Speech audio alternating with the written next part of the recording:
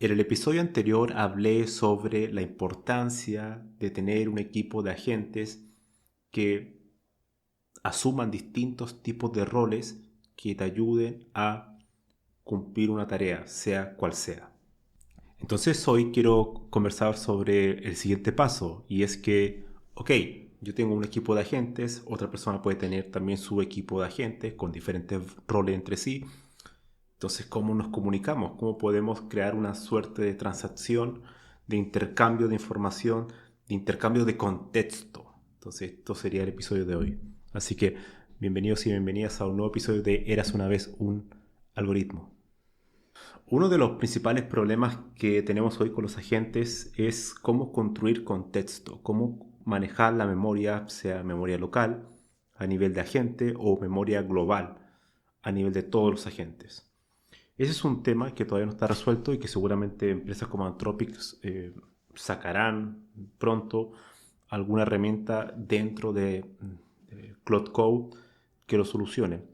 Mientras tanto, yo he construido algo similar de manera manual y fue lo que comenté en el episodio anterior. Pero ahora asumamos que ese grupo de agentes ya maneja su memoria, maneja su propio contexto. ¿Cómo podemos hacer el intercambio de información entre múltiples equipos de agentes, porque pueden ser más de dos, donde los propietarios no es una persona, digamos, única, sino que también podría ser una empresa, o sea, una empresa que tenga un grupo de agentes que son los que conocen todo el negocio, que manejan todo el contexto privado de esa empresa, de los proyectos que se han construido, cuándo se han construido, con qué tipo de herramientas se han construido, qué personas al interior de la empresa han trabajado en ese código, por ejemplo. Pero podría ser no solo código, sino que temas de gestión o temas de finanzas, etc. Entonces la cuestión es, ¿qué pasa cuando dos entidades, por ejemplo, dos empresas o dos personas naturales, quieren tener algún tipo de interoperabilidad entre ellos?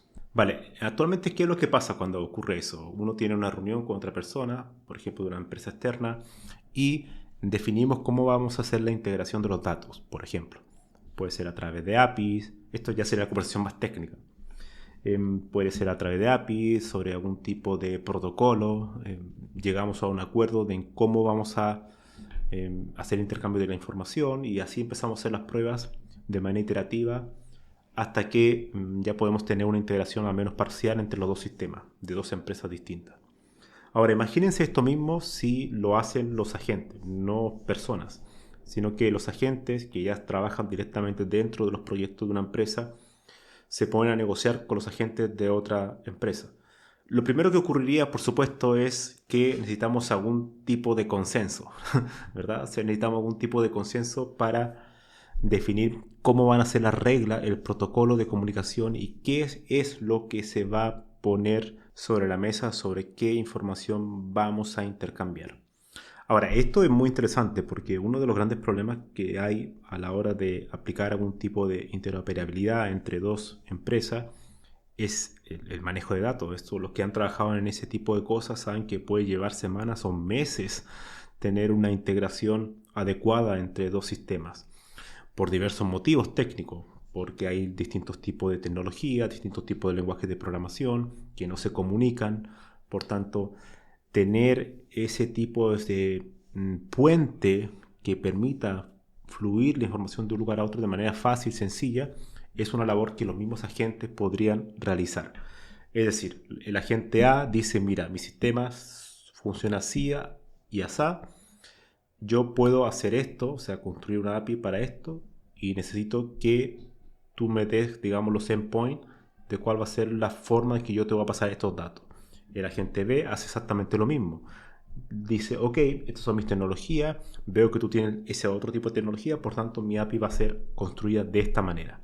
Al final de cuentas, lo que están haciendo los agentes es construir código de manera ad hoc según la cultura, el conocimiento y restricciones que tengan ambas empresas.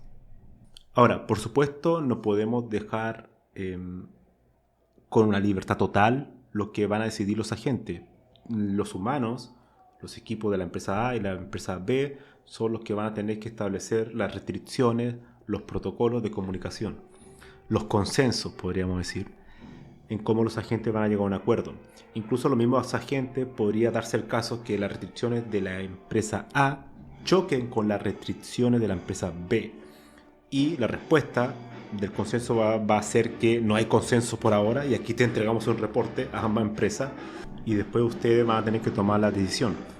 Estoy con un festival fuera de mi casa, no sé quién demonios son, pero no importa, porque el show debe continuar. Bueno, continuemos. Entonces esto sería muy útil porque los humanos podríamos delegarle la implementación y la forma en que se va a llevar a cabo la integración entre dos sistemas que son totalmente distintos, que viven en empresas totalmente distintas. Y después simplemente los humanos nos dedicamos a validar en cada una de las fases de esa negociación que se está realizando entre dos equipos de agentes. A su vez, los agentes también pueden tener reuniones internas entre ellos. O sea, por ejemplo, tenemos una primera reunión donde los dos equipos de agentes de empresas diferentes se comunican, presentan cuáles son sus restricciones técnicas, cuál es su tecnología y qué datos van a tener que intercambiar. La frecuencia, en qué horario se va a tener que realizar, con qué formato vamos a intercambiar la información, va a ser un JSON, va a ser un Markdown, va a ser un fichero plano, es un CSV, vamos a conectar una base de datos SQL o una base de datos no relacional, etc. Entonces todo ese tipo de dificultades son muy tediosas hoy en día, entonces se podrían delegar a estos equipos de agentes que negociarán entre ellos. Y una vez que termine la primera reunión, uno se los pasa el reporte a los humanos, vemos qué acuerdo han llegado y ahí podemos tomar decisiones para la siguiente reunión.